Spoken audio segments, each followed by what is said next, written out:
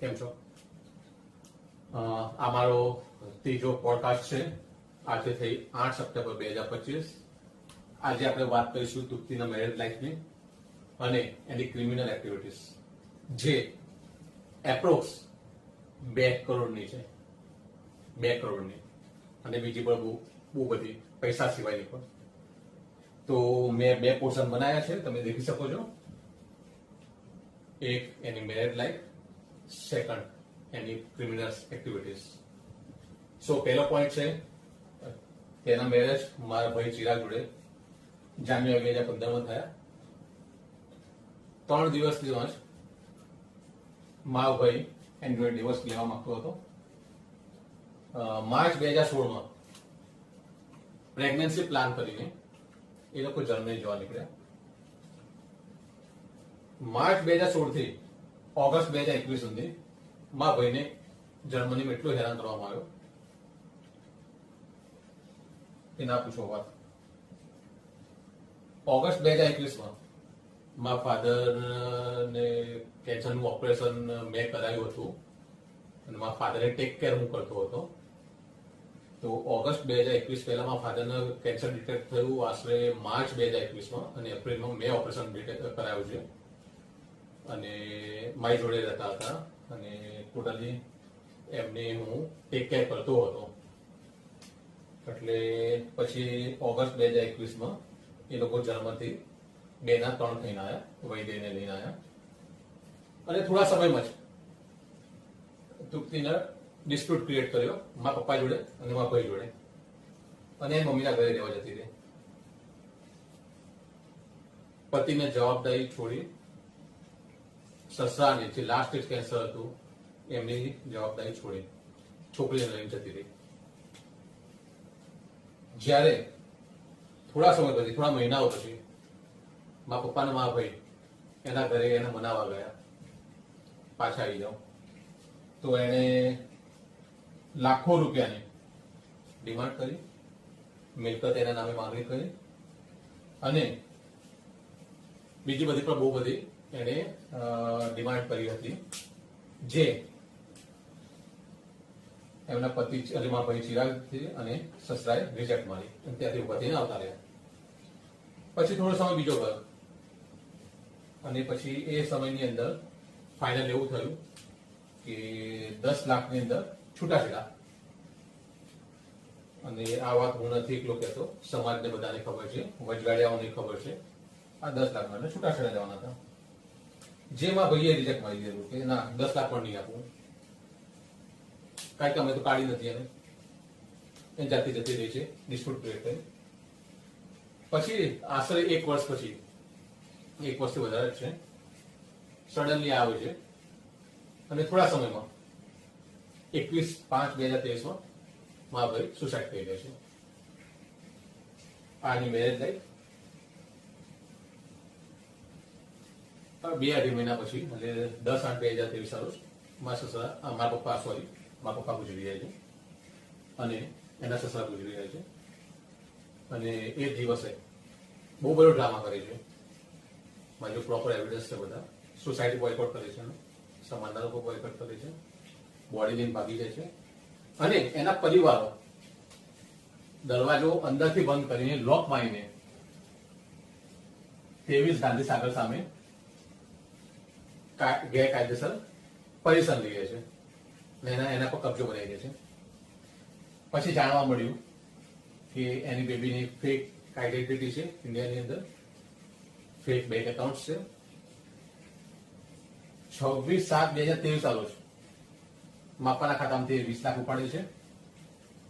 1/8/2023 રોજ માપાના ખાતામાંથી 50 લાખ ઉપાડે છે. જે આજે 50 લાખની વાત કરી છે. બિલ બનીના દિવસે મારા પપ્પાના પીપીએફ એકાઉન્ટથી તૃપ્તિ ઉપાડી લે છે અને ત્યાંથી ટ્રાન્સફર કરીને 1/8 એના એકાઉન્ટમાં લઈ જાય છે. બિલમાં લખેલું છે 50% પ્રજ્ઞેશ આપવા, 50% તૃપ્તિને આપવાના. બિલ બનીના દિવસે ઉપડી જાય છે અને 1/8/2023 રોજ બાપાના ખાતામાંથી ઉપાડી લે છે. 10/8/2023 ની વાત આવી મારા પપ્પાના મરણનો સમય. એ દિવસે મારા ફાધર ગુજરી જાય છે. પછી 30 લાખ રૂપિયાનો ચેક નાખે છે. 30 લાખ રૂપિયા ચેક પાસ કરાવે છે. ત્યાં નો કન્ફર્મેશન આપવામાં આવે છે. બેંક મેનેજર સાથે સારકારી કરીને આ 30 લાખ રૂપિયા ઉપાડી લેવામાં આવે છે. પછી 13/8/2023 રોજ અમને ખબર પડે છે જે બાપાએ જે 20 લાખનું ઇન્વેસ્ટમેન્ટ કર્યું હતું એ 20 લાખના ઇન્વેસ્ટમેન્ટ સામે અમને તપાસ કરતા ખબર પડી કે તૃપ્તિ અને કુણાલ શાહ આ બંને ભેગા થઈને આ 20 લાખ રૂપિયાનો બાનાખત કરાવવા જાય છે. જેમાં છોકરાના નામે દુકાન એડવાન્સ તરીકે આપ્યા હતા. તો એ 20 લાખ રૂપિયા બાનાખત કરવા જાય છે અને પકડાઈ જાય છે. કાયદેસરની કાર્યવાહી, પોલીસ કેસ કાર્યવાહી કરીને એ 20 લાખ રૂપિયા મારા પપ્પાના એકાઉન્ટમાં પાછા ઊંધી ખબર લાવું છું. જ્યાંથી તારીખમાં બાપાના ખાતામાં મેં પાછા લાવેલા છે. એ સિવાય મારા પપ્પાના એકાઉન્ટ પરથી એમને તૃપ્તિના પીપીએફમાં 10 લાખ જેટલા આપેલા છે. આપેલા છે કે એવું તો કહી શકાય નહીં, ખબર નહીં શું છે. વૈદયના પીપીએફ એકાઉન્ટમાં 13 લાખ મારા પપ્પાના ખાતામાંથી છે. પોલિસીની અંદર 7 લાખની અંદાજે પોલિસી અને 20 લાખનું બીજું, જે હું અલગથી 20 લાખની વાત કરીશ તમારે. 27 લાખ રાણીકની શોપ માપાએ જે મારા ભાઈના નામે લીધી હતી 30 લાખ રૂપિયાની, એ 30 લાખ રૂપિયા પપ્પાજીને લઈ લે છે. પછી આનું ટોટલ મારીએ 20 લાખ, 50 લાખ, 30 લાખ, 20 લાખ, 10 લાખ, 13 લાખ, 7 લાખ, 20 લાખ, 27 લાખ અને 30 લાખ, જેનું ટોટલ થાય છે 2 કરોડ રૂપિયા. એ 2 કરોડમાંથી હું આજે 20 લાખ રૂપિયા તો ઓલરેડી રિકવર લાવી ચૂક્યો છું. આ રિકવર મેં લાવી દીધા છે. એટલે 2 કરોડના ફ્રોડમાં સામેલ નથી. એમાંથી 20 લાખ રિકવર કરે છે. 1 કરોડ 80 લાખ. 7/5/2024 રોજ વોટર ડે હતો. એ વખતે હું મારા વાઇફ જ્યારે વોટિંગ કરવા જઈએ છે ત્યાં ખબર પડે છે તૃપ્તિબેને મારા વાઇફનું નામ વોટિંગ લિસ્ટમાંથી કઢાવી દીધું, જેની અમે એ પણ કેસ મૂકી દીધો છે. અને 3/8/2024 રોજ જે આગળના વિડીયોમાં બતાવ્યું કે ત્રણેય કોલેબોરેશન વાળા ઇલીગલી ઘર ટ્રાન્સફર કર્યું છે, કોર્ટ કેસ ચાલતો હોવા છતાં. તો સિમ્પલી તમને કહું, તૃપ્તિ સામે મેં સિવિલ કોર્ટ કેસ મૂકેલું છે 1/11/2023 રોજ, 1/1/2024 રોજ ક્રિમિનલ કેસ મૂકેલો છે, પછી 28/2/2025 રોજ લેન્ડ ગ્રેબિંગનો કેસ મૂકેલો છે. આ 3 કોર્ટ કેસ મૂકેલા છે. હવે આપણે વાત કરીએ આટલા કેસ મૂક્યાથી એને શું કર્યું? પોલીસ સ્ટેશનમાં જઈને ખોટા એલિગેશન મૂકીને કોર્ટ કેસ પોલીસ કેસ કરવાનો પ્રયત્ન કર્યો. સેમ એવી સીએમઓ કર્યો, પણ એ લોકોએ વેરીફાઈ કર્યું અને કોઈ વસ્તુ મારી સામે એફઆઈઆર કે કોઈ પોલીસ કેસ થયો નથી.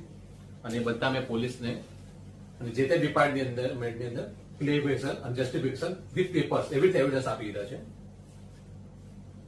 તૃપ્તિએ જે રીતે આગળ પણ વાત કરી હતી, તૃપ્તિએ કોર્ટની અંદર પણ ખોટા એફિડેવિટ આપેલા છે, જે આગળના વિડીયો વાત કરી ફરીથી કહું. એ સિવાય સીએમઓ ને પોલીસને ખોટા એલિગેશન, ખોટા પેપર્સ એ લોકોને ઉલ્લુ બનાયા, મૂકીને મારી સામે કેસ કરવાનો ટ્રાય કર્યો. કેટલાક કરપ્ટેડ પોલીસ વાળા હતા કે જેમની વાતમાં આવી ગયા, પણ એ પણ મેં આગળની કાર્યવાહી કરી છે. અને અવારનવાર આ પ્રમાણે કેસ કરવાનો ટ્રાય કરતી રહે છે તૃપ્તિબેન, કરતા જ રહે છે. હવે તમે જ મને કહો કે જે મેં મેરેજ લાઈફ કીધી અને ક્રિમિનલ એક્ટિવિટીઝ કીધી, આના પછી તમે શું કહી શકો છો અને શું વિચારી શકો છો?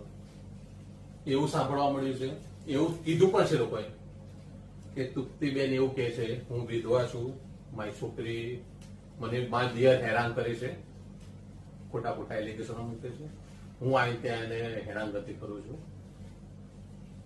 જે પોલીસે બધા ક્લેરિફિકેશન આપી રહ્યા છે. મારી એવો ટાઈમ નથી કોઈને હેરાન કરવાનો. મારે જો હેરાન કરવા હોય તો કોર્ટમાં કેમ આવ્યો? આ બધા પુરાવા લઈ અને હજુ બીજા પણ બહુ બધા પુરાવા છે જેવું તમારી સામે ખોલીશ ને. લેટેસ્ટ એની ક્રિમિનલ એક્ટિવિટી પકડી છે, યુટ્યુબ પર મેં નાખ્યું. મને 2 સપ્ટેમ્બરના રોજ જેવી રીતે મને સેક્રેટરી ચેરમેન નું 28 કે 26 ઓગસ્ટના રોજ મારી જો પુરાવા આવ્યા બીજી ગેરરીતિના, એવી રીતે તૃપ્તિના 2 સપ્ટેમ્બર 2025ના રોજ બીજી ક્રિમિનલ એક્ટિવિટીના પુરાવા આવ્યા છે, જે મેં ડિપાર્ટમેન્ટને જાણ કરી દીધી છે. એટલે આટલી બધી એક્ટિવિટી છે તો કોઈ પણ એની કોઈ ખોટી વાતમાં ના આવતા એમ કે મનમાં જે હેરાન કરે છે, મારું કશું છે નહીં, મારા ભાગનું લઈને બેસી ગયો છે, એક્સેટ્રા એક્સેટ્રા. 2 કરોડ રૂપિયા લઈને બેસે, ફ્રોડ કરીને બેસે છે. 1 કરોડ 80 લાખ તો કેશ છે. મને હું શ્યોર ડેમ શ્યોર છું કે તમને કોઈને પણ ખબર નહીં હોય કે 1 કરોડ 80 લાખ એટલે 2 કરોડ 20 લાખ રિકવર કર્યા, 2 કરોડ રૂપિયા તૃપ્તિ દબાઈ બેસેલી છે. એટલે સતર્ક રહો, કોઈ પણ વાતોમાં ના આવો. આ પુરાવા છે, આના સિવાય પણ બહુ બધા પુરાવા છે. હું છાતી ઠોકીને કહું છું, કોર્ટમાં કહું છું, કોર્ટમાં પુરાવા આપું છું, વ્યક્તિગત વોટ્સઅપ પર કનેક્ટેડ છું, યુટ્યુબ પર અપલોડ કરું છું. આટલી બધી ક્રિમિનલ એક્ટિવિટી છે તો બસ આનાથી બધામાં કહેવું નથી.